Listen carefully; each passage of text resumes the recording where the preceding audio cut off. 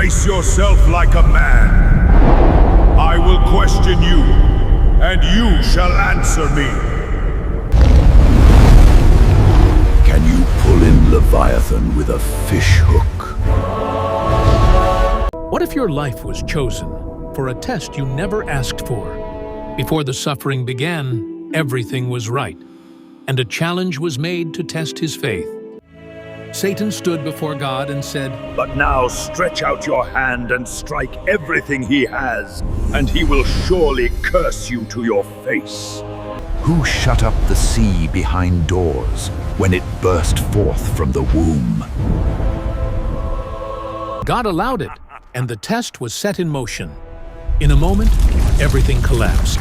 Wealth gone, family gone, peace gone. But still, he refused to curse God. Then, out of the storm, God appeared. Did he hold on to his faith or trade it for his life? Watch this powerful story of Job.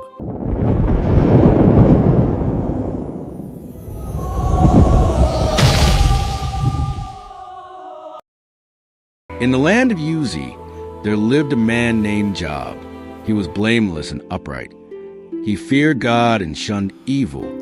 He had 7 sons and 3 daughters, and he was the greatest man among all the people of the East. He owned 7,000 sheep, 3,000 camels, 500 yoke of oxen, 500 donkeys, and many servants. His sons held feasts in their homes on their birthdays, and they invited their sisters to eat and drink with them. When the days of feasting had ended, Job would rise early and offer sacrifices for each of them, thinking they might have sinned in their hearts. Perhaps my children have sinned and cursed God in their hearts. One day, the angels came to present themselves before the Lord, and Satan also came with them. Where have you come from? From roaming throughout the earth, going back and forth on it. Have you considered my servant Job? There is no one on earth like him. He is blameless and upright. A man who fears God and shuns evil. Does Job fear God for nothing? You have put a hedge around him and blessed him. You have blessed the work of his hands, so that his flocks and herds are spread throughout the land. But now stretch out your hand and strike everything he has, and he will surely curse you to your face. Very well then, everything he has is in your power, but on the man himself do not lay a finger.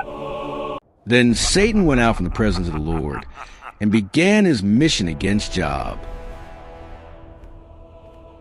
One day, while Job was resting peacefully at home, something unexpected began to unfold. Then the first messenger came running to Job and said, The oxen were plowing, and the donkeys were grazing nearby, when Sabaeans attacked and made off with them, and I was the only one who escaped to tell you. While he was still speaking, another messenger came and said, The fire of God fell from the heavens and burned up the sheep and the servants. I am the only one who has escaped to tell you. While he was still speaking, another messenger came and said, The Chaldeans formed 3 raiding parties and swept down on your camels and made off with them. They put the servants to the sword, and I am the only one who has escaped to tell you. While he was still speaking, the 4th messenger came in, but he could not speak at first. Your sons and daughters were feasting and drinking wine at the oldest brother's house. Suddenly, a mighty wind swept in from the desert and struck the 4 corners of the house. It collapsed on them and they are dead, and I am the only one who has escaped to tell you. At this, Job got up, tore his robe, and shaved his head. Then he fell to the ground and worshiped before the Lord. Naked I came from my mother's womb, and naked I will depart. The Lord gave, and the Lord has taken away. May the name of the Lord be praised. In all this, Job did not sin by charging God with wrongdoing. On another day, the angels came to present themselves before the Lord, and Satan also came with them. Where have you come from? From roaming throughout the earth, going back and forth on it. Have you considered my servant Job? He still maintains his integrity. Though you incited me against him to ruin him, without any reason. Skin for skin. A man will give all he has for his own life. But now stretch out your hand and strike his flesh and bones, and he will surely curse you to your face. Very well then. He is in your hands, but you must spare his life. So Satan went out from the presence of the Lord, and he afflicted Job with painful sores from the soles of his feet to the crown of his head. Then Job took a piece of broken pottery and scraped himself as he sat among the ashes. Are you still maintaining your integrity? Curse God and die! You are talking like a foolish woman. Shall we accept good from God and not trouble? In all this, Job did not sin in what he said.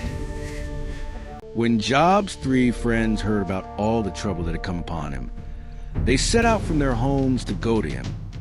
When they saw him from a distance, they could hardly recognize him. They began to weep aloud, tore their robes, and sprinkled dust on their heads. Then they sat on the ground with him for 7 days and 7 nights. No one said a word to him, because they saw how great his suffering was. May the day of my birth perish, and the night that said, a boy is conceived. Why did I not perish at birth, and die as I came from the womb? Why is light given to those in misery, and life to the bitter of soul? Consider now, who, being innocent, has ever perished? As I have observed, those who plow evil and those who sow trouble reap it. Can a mortal be more righteous than God? Can even a strong man be more pure than his Maker? If only my anguish could be weighed, and all my misery be placed on the scales. The arrows of the Almighty are in me. My spirit drinks in their poison. How long will you say such things? Your words are a blustering wind. Does God pervert justice? Does the Almighty pervert what is right? Though I am innocent, I cannot answer him. I can only plead with my judge for mercy.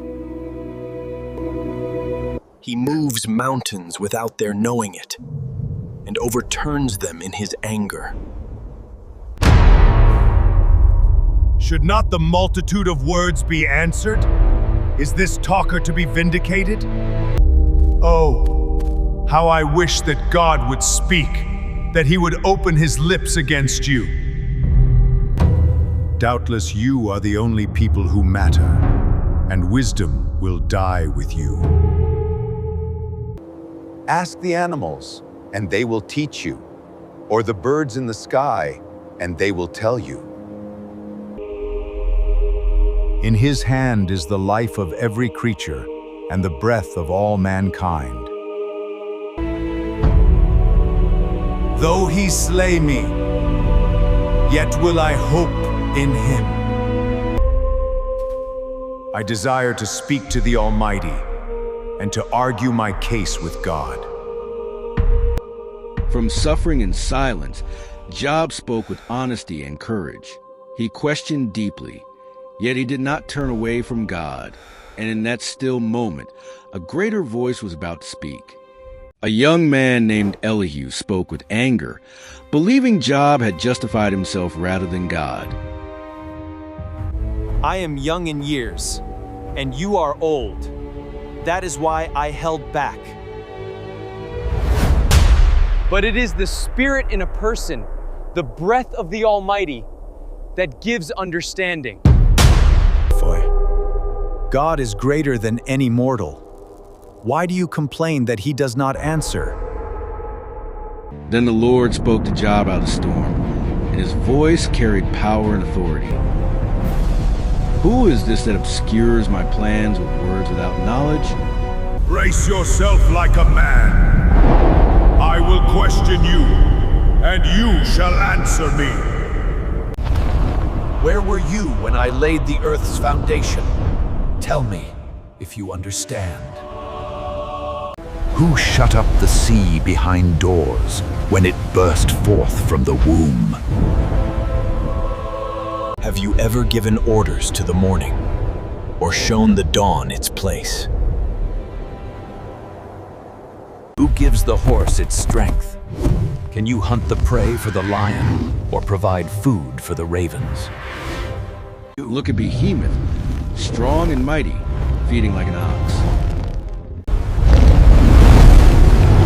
Can you pull in Leviathan with a fish hook? Out of the whirlwind, the voice of God revealed power beyond human understanding, and Job could only listen in silence. Surely I spoke of things I did not understand, things too wonderful for me to know. I have heard of you by the hearing of the ear, but now my eye sees you. Then the Lord appeared in a powerful presence, and the light shifted around Eliphaz. You spoke without understanding. I will question you, and you shall answer me. Then the Lord said, Eliphaz, you and your friends have not spoken the truth about me. As my servant Job has, go to my servant Job, offer a sacrifice. He will pray for you, and I will accept his prayer. They obeyed the Lord, offered sacrifices, and Job prayed for them. Then the Lord restored Job and gave him twice as much as before. 14,000 sheep, 6,000 camels, and 1,000 yoke of oxen. He also had 7 sons and 3 daughters, and his latter days were more blessed than his beginning. After this, Job lived many years and saw his children and their children to the 4th generation. And so Job died, old and full of years. And so, after all the loss, the pain, and the silence, Job stood firm. He did not understand what was happening, yet he chose to trust God. He did not let suffering change his devotion. In the end, God restored Job because he remained faithful and humble. This story reminds us that life will test us. There will be seasons when things fall apart and nothing makes sense. In those moments, we must choose to hold on to God, even when we do not have answers. Our trials do not define us, but our response does. When we walk in obedience, even in pain, we stay aligned with God. If you are still struggling to obey God, stand firm in faith when life tests you, as you seek his kingdom and righteousness. May God bless you abundantly in Jesus' name. If you like this video, kindly hit the subscribe button for more spirit-filled gospel stories.